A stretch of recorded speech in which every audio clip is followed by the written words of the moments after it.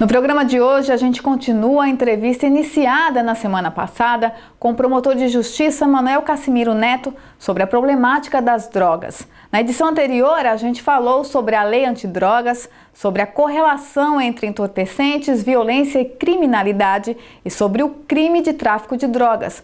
Hoje, a gente vai falar sobre a proposta de descriminalização do uso da maconha, do Sistema Nacional de Políticas Públicas sobre Drogas e do trabalho do Ministério Público na vara de entorpecentes.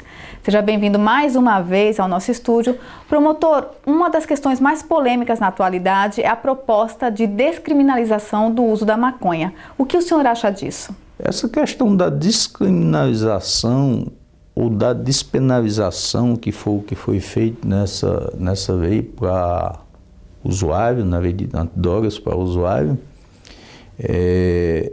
ela é bastante controvertida, né? A própria marcha da maconha, ela obteve, inclusive, respaldo no Supremo Tribunal Federal, através de ADPF, que é o que? Agravo de descumprimento de preceito fundamental. É uma ação que foi ajuizada lá e o Supremo reconheceu que aquelas pessoas poderiam fazer a marcha da maconha com base, o fundamento no direito de reunião e de expressão cultural. Contudo, no próprio voto, o relator e os demais ministros colocam que aquele ambiente não pode tornar as pessoas ali imunes para fazer o uso da droga ou para fazer apologia, né? Eles podem reivindicar a descriminalização, mas não fazer uso ou apologia, que trata-se de crime. Então, não foi assim uma introdução no mérito da questão, mas sim a análise da questão do direito de manifestação, do direito de reunião. A descriminalização tem assim muitos adeptos e muitas pessoas contrárias, né? Argumentos surgem de lado a lado. Existe argumento, no caso específico da maconha, de propriedades medicinais, né? Uso terapêutico, coisa desse tipo. E existe assim uma inclinação para que isso seja feito, né? Até a nível de outros países. Mas a gente tem que considerar que quando se fala em uso terapêutico, vem para a questão médica, que está baseada sempre do binômio de benefício e malefício, né? E aí existe um controle muito grande, né?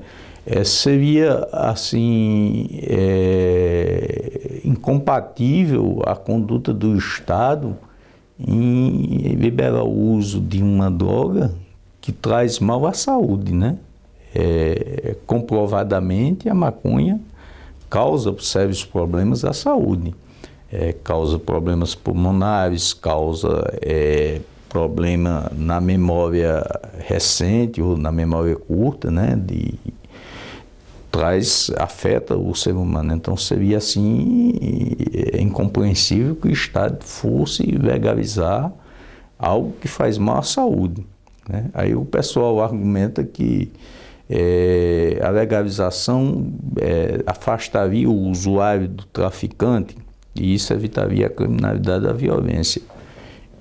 Isso é mais um mito, né? Porque, na verdade, mesmo drogas vistas como cigarro, né, são evidentes os crimes de contrabando praticados aí. Não se justifica assim também a legalização por legalizar sem entrar em outros aspectos de que as drogas, o álcool, que é uma droga vista, e a maconha como droga vista, são as primeiras drogas a serem usadas por jovens e são caminhos de entrada das drogas mais pesadas, que traz danos mais sérios, né? E a questão de legalizar assim, o uso de determinada droga, também a gente vê assim que não traz muito benefício, porque no caso da maconha, as pessoas, os usuários, geralmente associam com outras drogas. Então não só é o uso dela especificamente. Em pesquisas em alguns estados, feito 80% de usuários de maconha diz que associa com 2, 3, 4, 5, até 9 tipos de droga. Então essa questão é um embate de discussões mais para a questão de saúde, né, de pessoas que sejam especializadas em saúde, para colocar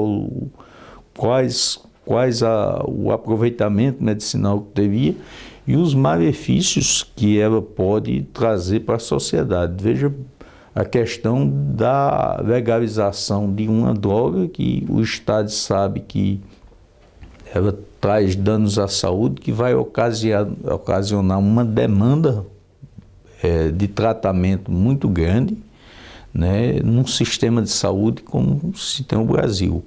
A questão também da informação, né, as pessoas, para ter uma opinião sobre o uso ou não de determinada droga, elas teriam que ter informação sobre os problemas que aqui pode acarretar, né?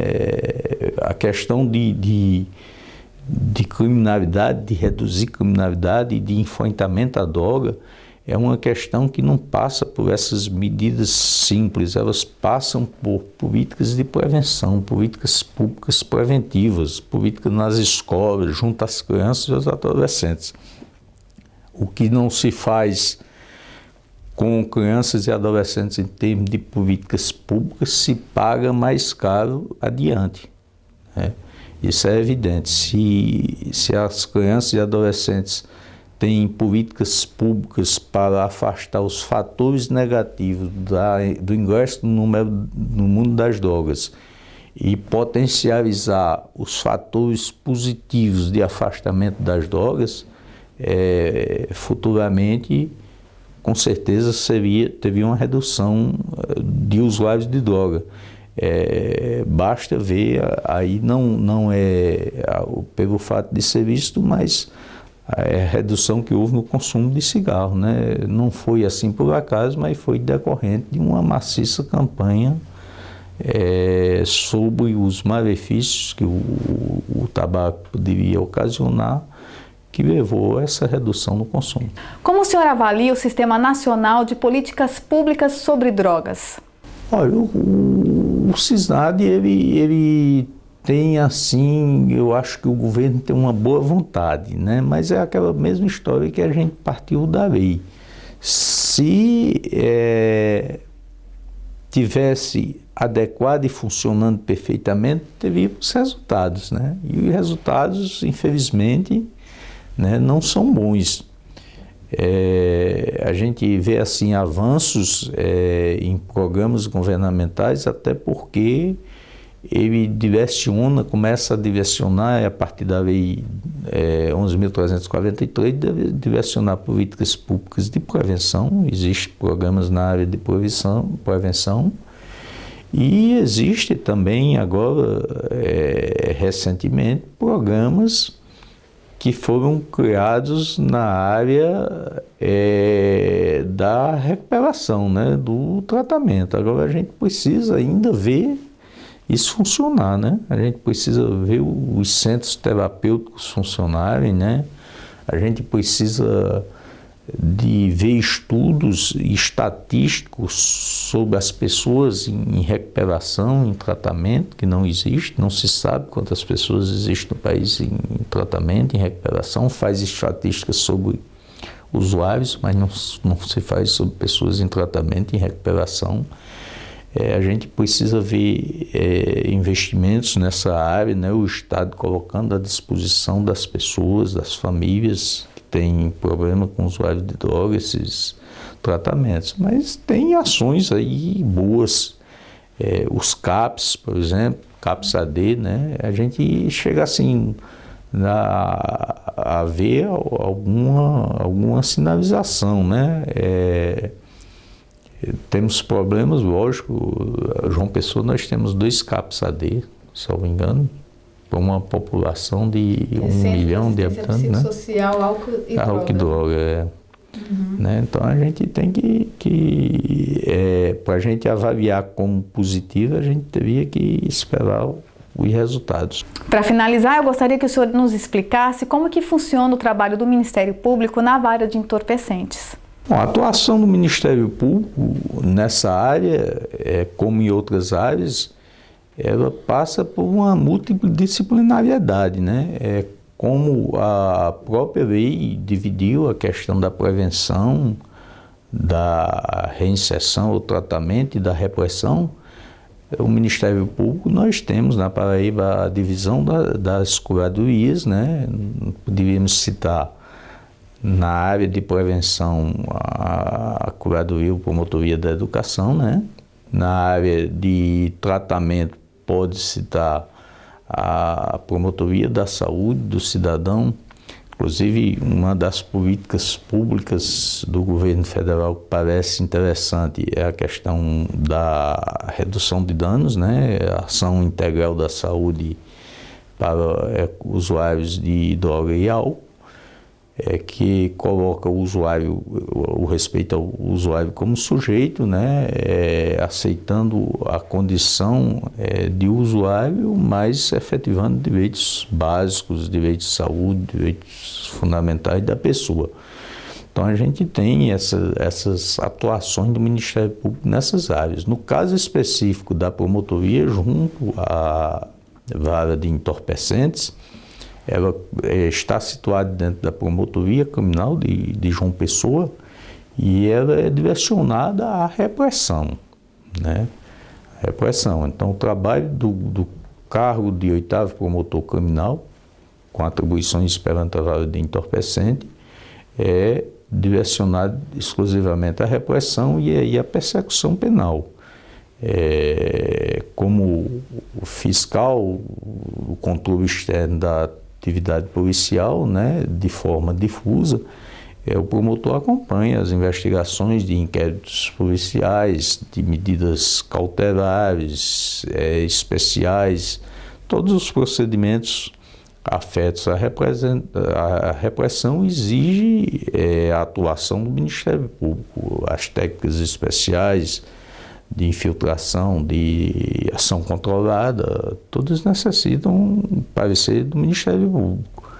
E como titular da ação penal, né? O Ministério Público é um ônus constitucional, previsto no artigo 129, inciso 1º da Constituição Federal, coloca o Ministério Público como titular da ação penal pública. Os crimes decorrentes do tráfico de drogas são todos de ação penal pública. Não existe crime tipificado nessa lei de ação privada. Todos dependem do Ministério Público. E aí existe a atuação no oferecimento da denúncia, requerimento de pareceres, imposições temporárias, preventivas, audiências. Geralmente os processos são com múltiplos réus, né? São audiências demoradas, né? Testemunhas. E na fase recursal, após a decisão judicial, né? Geralmente o inconformismo do próprio Ministério Público se sobrevém à absolvição ou da parte condenada, né? Vai o manuseio de recurso, e aí é o trabalho especificamente do Ministério junto ao juízo de entorpecente, viabilizar a persecução penal. Ok, muito obrigada pela sua participação. Agradeço, Cristina, a oportunidade de falar sobre um relevante assunto, né, da atualidade, que tem preocupado muito a sociedade, e também de estar aqui nesse programa MPTV, que tem prestado grande contribuição ao Ministério Público e à sociedade como um todo. O MPTV termina aqui. Outras informações sobre a atuação do Ministério Público da Paraíba você encontra no portal www.mppb.mp.br. Até o próximo programa.